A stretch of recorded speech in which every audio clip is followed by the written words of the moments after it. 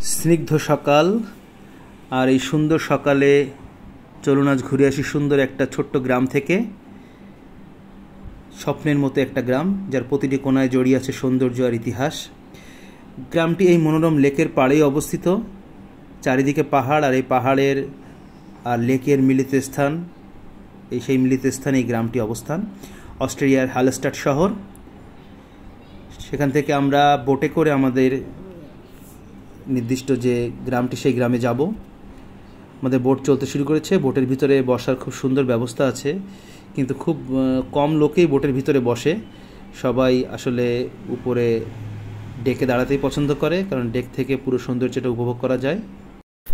লেকের স্বচ্ছ জল কেটে আমাদের বোট ছুটে চলছে। দূরে পাহাড়ের গায়ে গ্রামটা দেখা যাচ্ছে। আমরা পৌঁছে গেছি হালস্টাড ওল্ড সিটি। আর অপরদিকে যাদের দেখা হয়ে গেছে এই শহরটি, তারা ব্যাক করার জন্য দাঁড়িয়ে আছে সারি ধরে।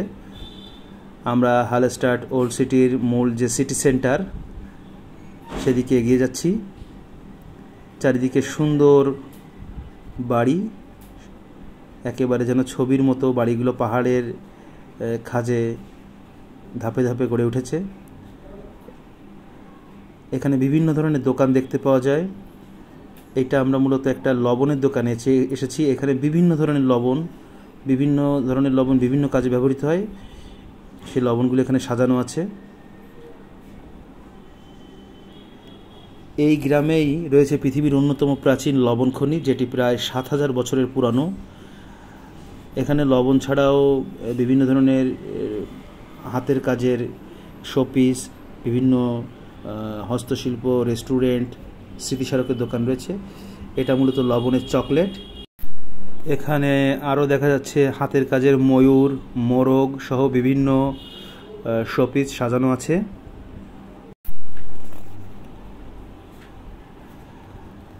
হালস্টাড ওল্ড সিটিতে বেশ পুরনো একটি গির্জা রয়েছে। এই চার্চের সামনে এবং পেছনে সিমেট্রি রয়েছে, মানে যেসব লোক মারা গিয়েছে তাদের কবর। এখানে আমরা গির্জার ভিতরে প্রবেশ করলাম। যীশু খ্রিস্টের ছবি, মূর্তি সহ বিভিন্ন নকশা এবং কারুকাজে সাজানো। গির্জার ভিতরে পরিবেশটা খুবই শান্ত এবং নিরিবিলি। সবাই যার যার মতো প্রার্থনা করছে, এবং গির্জার নকশা এবং যে ছবি এবং মূর্তিগুলো, ভাস্কর্যগুলো রয়েছে অত্যন্ত চমৎকার, খুবই সুন্দর। এটা গির্জার পিছন দিক। এখানে সারি সারি কবর রয়েছে। গির্জার উপর থেকে পুরো হালস্টাড লেক এবং চারিদিকে যে পাহাড়গুলো আছে, এই পাহাড়গুলোর একটা চমৎকার ভিউ পাওয়া যায়, যা প্রত্যেকটি পর্যটককে মুগ্ধ করে। হালস্টাড ওল্ড সিটি থেকে আজকের মতো বিদায়। সবাইকে ধন্যবাদ।